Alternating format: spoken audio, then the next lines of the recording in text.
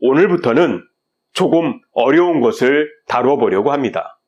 오늘의 주제는 수요 공급 그래프입니다. 지금까지 앞선 강의들의 내용을 보면 이해하시는데 어려움은 없으셨을 겁니다. 말로 풀었으니까요. 그런데 이게 진짜 경제학입니다. 경제학이라는 학문의 초기 모습은 시장을 다루는 아주 근원적인 학문이었으니까요. 오히려 철학에 가까웠습니다. 그러다가 학문이 발전하다 보니 수학과 통계가 들어오게 되고 계량 경제학, 경제 수학 등의 학문 영역이 생기게 된 것입니다.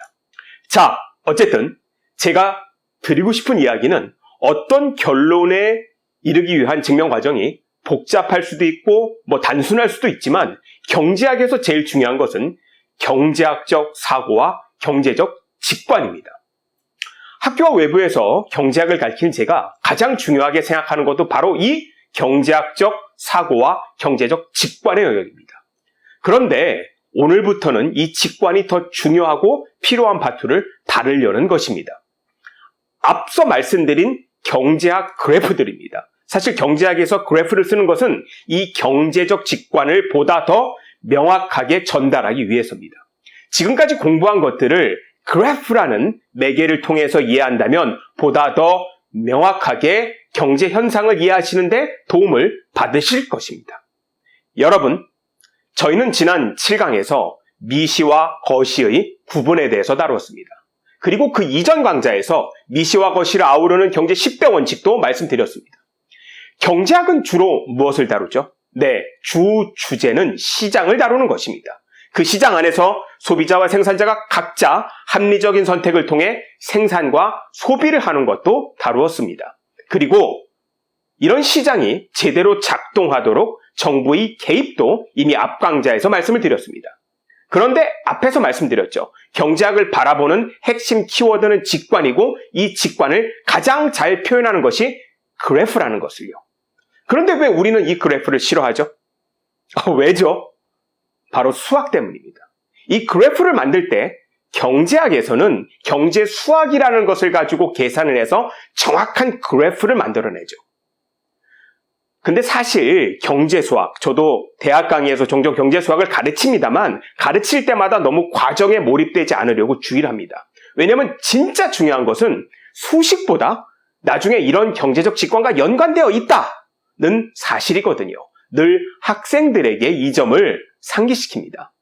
여러분, 직관을 통해 경제학 이론을 이해하고 오늘부터 이것을 그래프로 바라볼 때 그 사이의 수학은 잃어버리십시오.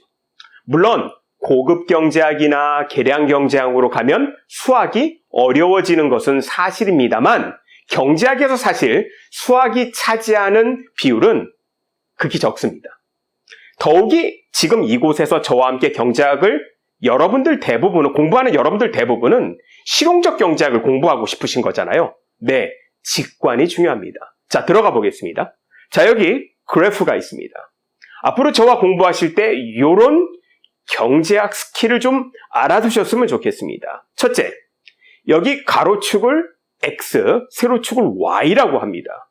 두 번째, 절대적인 것은 아닙니다만 일반적으로 괄호축인 X가 원인, 세로축인 Y가 결과인 경우가 많습니다. 세 번째, 그 안의 점과 선들은 X와 Y의 관계입니다. 그 안에 선과 점의 움직임을 보면서 경제 상태를 확인하고 이해하는 것만 할 수 있으면 여러분은 경제학 그래프를 더 이상 어려워하지 않게 되실 것입니다. 경제학 그래프 중에 가장 기본이 되는 그래프는 뭘까요? 바로 수요 공급 그래프입니다. 사실 이 그래프는 경제학에만 적용되는 것은 아닙니다. 모든 영역에 적용이 됩니다.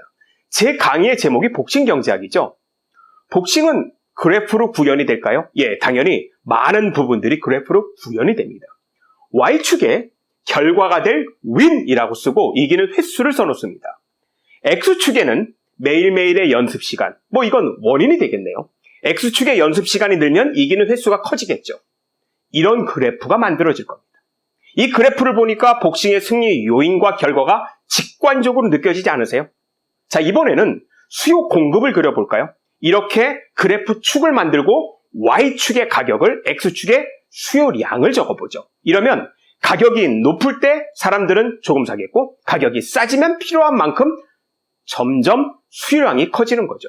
이런 그래프가 만들어지는 것입니다. 이게 바로 수요 곡선입니다. 이번에는 Y축은 똑같이 가격으로 놓고요. 가격은 결과죠. X축은 공급량이라고 해보죠. 가격이 낮을 때는 많이 만들지 않다가 가격이 높아지면 이윤이 커질 것으로 예상돼서 점점 많이 만들게 되죠. 이번에는 이런 그래프가 그려질 겁니다. 바로 공급 곡선입니다. 복싱이든 경제든 이렇게 그려놓고 나니까 간단하고 직관적인 겁니다. 복싱 선수들한테 소리치고 연습이 최고다라고 악을 지르기보다는 이 승리 연습 그래프를 딱 보여주면 어떨까요?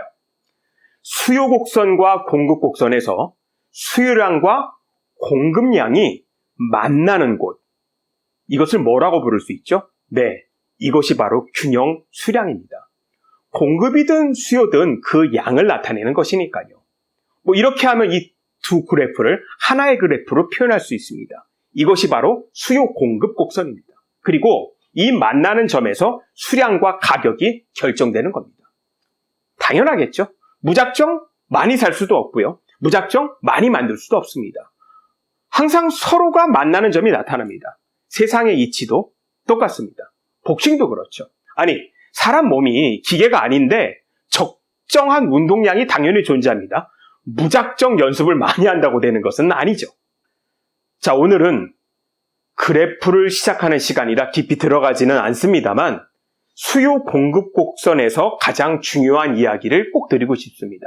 첫째, 여기 수요 곡선은 뭘 나타내는 것일까요? 소비자의 선택입니다. 이 선택이 정말 중요하다는 것은 앞선 강의에서 말씀을 드렸습니다. 합리적인 소비자의 선택은 바로 이 수요 곡선을 따라 만들어집니다. 그리고 그 위로 향하는 공급 곡선은 생산자가 합리적인 선택을 할 때 만들어지는 그래프입니다. 생산자와 소비자, 이 둘이 합리적인 선택을 할 때 이 점에서 가격과 수량이 결정이 되고 시장은 제대로 작동하게 된다는 것을 직관적으로 이해하는 것입니다. 여러분, 오늘 영상을 통해서 경제학 그래프를 시작합니다.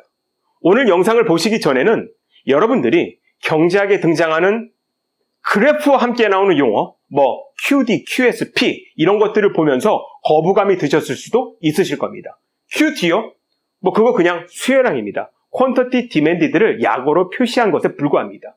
이런 약어를 그래프에 표시한 겁니다. 그래프의 전체 용어를 쓸 수는 없잖아요. QS는요? Quantity Supply의 약자입니다. 그래프에서 Y에 있는 P는 Price입니다. 바로 가격이죠. 다시 말씀드립니다만 그래프는 직관에 도움을 주는 수단에 불과합니다. 여러분도 경제학이 어렵다는 편견은 버리시고 잃어버리시고 저의 강의를 계속 따라와 주시길 바랍니다.